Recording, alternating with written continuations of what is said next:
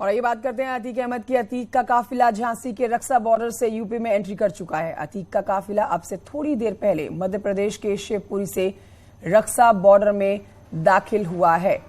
करीब 17.5 घंटे में अतीक का काफिला साबरमती से झांसी पहुंचा है और अब ये जालौन के 8 से बुंदेलखंड एक्सप्रेस वे की ओर जाएगा। इससे पहले रात में राजस्थान में 2 बार काफिले को रोका गया। पुलिस आज अतीक को प्रयागराज लाकर सीजीएम कोर्ट में पेश करेगी। इसके बाद पुलिस उसकी कस्टडी रिमांड मांगेगी, जिसमें पूछताछ होनी है। तस्वीरें आप देख रहे हैं और बड़ी खबर आपको बता रहे हैं कि अब ये काफिला जो है झांसी में पार करते हुए रक्सा बॉर्डर में एंटर कर चुका है। उमेश पाल हत्याकांड में यूपी पुलिस एक बार फिर से साबरमती जेल पहुंची। माफिया अतीक अहमद को एक बार फिर से सड़क मार्ग के जरिए प्रयागराज लाया जा रहा है। इस बीच बड़ा बयान दिया राजस्थान के बूंदी पहुंचने पर अतीक अहमद ने, जिसने कहा कि मेरा परिवार पूरी तरह से बर्बाद हो गया है। उमेश पाल की हत्या पर उसने कहा कि मैं जेल में था, मुझे इसके बारे में क्या पता। तो उमेश पाल हत्याकांड में खुद को पाक साफ बताने वाला अतीक एक बार फिर से प्रयागराज आज सीजीएम कोर्ट में पेश किया जाएगा और वहां पुलिस मांगेगी रिमांड, क्योंकि कई इसके साथी जो इस समय जेल में मौजूद हैं, परिवार के लोग, करीबी मित्र, राइट हैंड, लेफ्ट हैंड, वो सब जितने भी लोग जेल में बंद हैं, उन सब से बैठाकर आमने सामने सवाल जवाब किए जाएंगे, जिस पर अतीक आज थोड़ी ही देर के बाद सीजीएम कोर्ट में पेश होगा। फिलहाल जो ताजा अपडेट आपको दे रहे हैं, जो काफिला पहुंचा है वो काफिला झांसी एंटर कर चुका है। झांसी को एंटर करके रक्सा बॉर्डर को पार कर लिया गया है। तो ये आपको ताजा अपडेट दे रहे हैं इस समय की, और तस्वीरें भी आपको दिखा रहे हैं। बड़ी संख्या में पुलिस बल तैनात किया गया साबरमती जेल के बाहर। यूपी पुलिस का बड़ा जत्था पहुंचा हुआ था जो अतीक अहमद को लेकर आ रहा है, और इस समय इस काफिले को न्यूज 18 की टीम भी कवर कर रही है, जो एक एक तस्वीर, एक एक अपडेट आप तक पहुंचाई जा रही है। बड़ी खबर आपको बता रहे हैं। हमारे साथ हमारे कुछ सहयोगी जुड़ गए हैं जो और जानकारी देंगे इस समय की लेटेस्ट अपडेट के लिए। सीधे रुक करते हैं अमित गंजू की तरफ। अतीक के काफिले से हमें लाइव अपडेट्स देंगे। अमित गंजू, इस समय की अपडेट्स दीजिए, कहां पर काफिला पहुंचा हुआ है और क्या हलचल मची हुई है? देखिए कंचन जी, मैं आपको बताना चाहूंगा कि 17 घंटे 30 मिनट के पूरे एक लंबे स्ट्रेच पर अतीक साबरमती से जब निकला, उसके बाद 17 घंटे 30 मिनट में जो यहाँ का सिकंदरा का जो पार्ट बॉर्डर है, उससे होते हुए रक्सा बॉर्डर होते हुए इस वक्त झांसी की पुलिस लाइन है, जहां जिसको छावनी में तब्दील कर दिया गया, अंदर मौजूद है। क्योंकि 4-4 किलोमीटर का एक पूरा जो न्यायालय की गाइडलाइंस थी कि हर 400 किलोमीटर्स पर एक टेक्निकल मुआयना भी होगा। अगर बात की जाए तो चलने के बाद 2 बार राजस्थान में जहां रुका, 1 बार मध्य प्रदेश में, उसके बाद अब ये उत्तर प्रदेश के जो झांसी पहला जनपद है उसमें रुका है। और जैसे लास्ट टाइम अगर हम 27 मार्च की बात करें तो लास्ट टाइम भी यहाँ लगभग 9:25 के आसपास आया था और 10:30 तक, यानी 1 घंटा 10 मिनट। लेकिन आज भी बोले, ये जो एसीपी मैम हमारे साथ है, मैम से मैम आज अभी ये काफिला आया, कितने देर है, क्या है, बताएंगे? देखिए कितना देर रुकेगा इसकी कोई अभी जानकारी नहीं। मैम जितना समय लग जाए कुछ क्लियर नहीं। टेक्निकल मुआयना भी होगा, व्हीकल्स का जो न्यायालय के निर्देश पे टीम भी आई, जो SIMT विभाग होता है, MP विभाग, उसकी टीम भी है।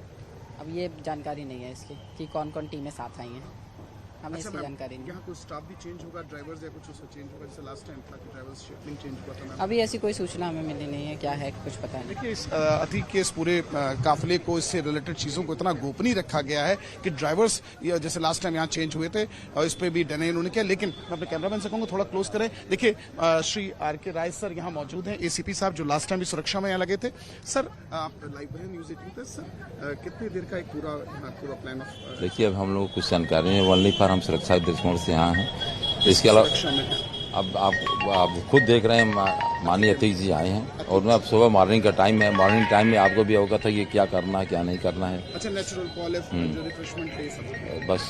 देखिए निश्चित तौर पर कहीं ना कहीं नेचुरल कॉल है, उसके लिए भी है रिफ्रेशमेंट, जैसा ACP ने बताया। एक ACP मैम का कहना है कि अंदर हमें कुछ नहीं मालूम, हम सिर्फ यहाँ सुरक्षा में लगे। लेकिन जो हमारे पास सूत्र हमारे बताते हैं कि अभी टेक्निकल टीम जो SIMT के विभाग के 3 लोग अंदर मौजूद हैं, टेक्निकल मुआयना होगा, उसकी एक रिपोर्ट तैयार होगी। जैसे अगर हम बात करें राजस्थान की, तो राजस्थान में जहाँ 2 घंटे जब गाड़ी खराब हुई तो उधर भी टेक्निकल मुआयना हुआ, सुर्रा में जो सुबह जहां मध्य प्रदेश के बॉर्डर में शिवपुरी पहुंचे थे, वहां लगभग 18 से 20 मिनट रुका, यानी तीन जगह वहां रुका, 2 राजस्थान, 1 मध्य प्रदेश और उत्तर प्रदेश। चौथा स्टॉपेज यहां है। ऐसा माना जा रहा है कि हाफ एन आवर तक यहां रुका जाएगा। उसके बाद हाफ एन आवर 40 मिनट्स के बाद यहां से काफिला सीधे उरई से होते हुए अमित गंजू, एक बात खटक रही है, इस पर आपसे जवाब लेना चाहेंगे। अभी आपने जिस पुलिस अधिकारी से बात करी, उन्होंने मान्य करके संबोधित किया अतीक अहमद को, तो ये थोड़ा सुनने में अटपट लग रहा है।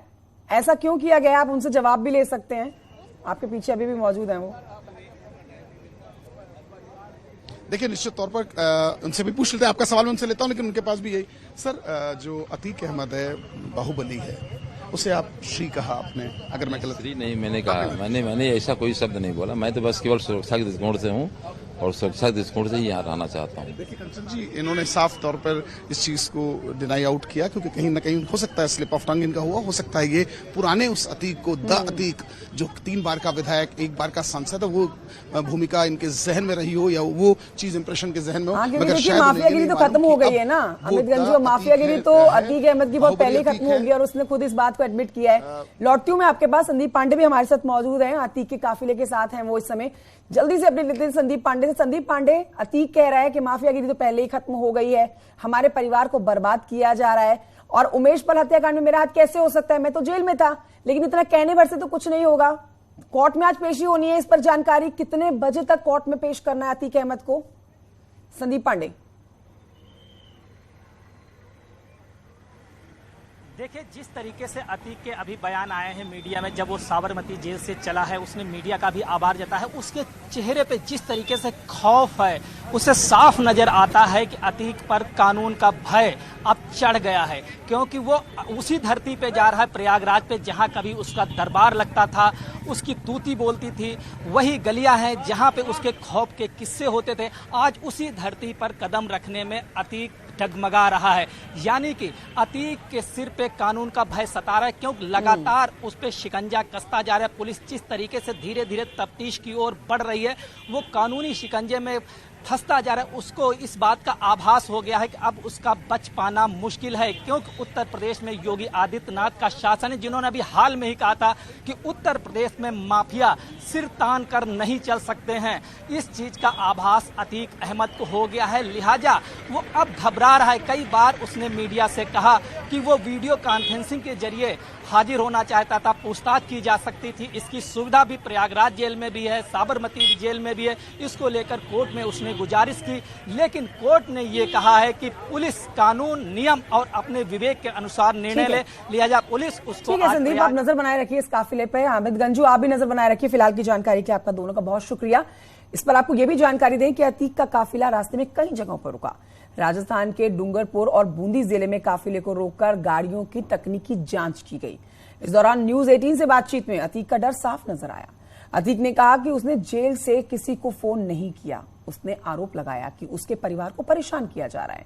वो अब मिट्टी में मिल चुका है, लेकिन फिर भी उसे रगड़ा जा रहा है। आप सबका बहुत बहुत शुक्रिया। और यूपी आपका परिवार कहाँ पर आ रहे हैं? आपको जान का खतरा है क्या? आपको डर लग रहा है? कोई डर लग रहा है आपको? हमारा परिवार पूरी तरह से बर्बाद हो गया। और एक सवाल कोई कर रहा था, माफियागिरी की समाप्ति, माफियागिरी की समाप्ति पहले ही हो चुकी थी, अब तो खाली रगड़ा जा रहा है। उधर माफिया थी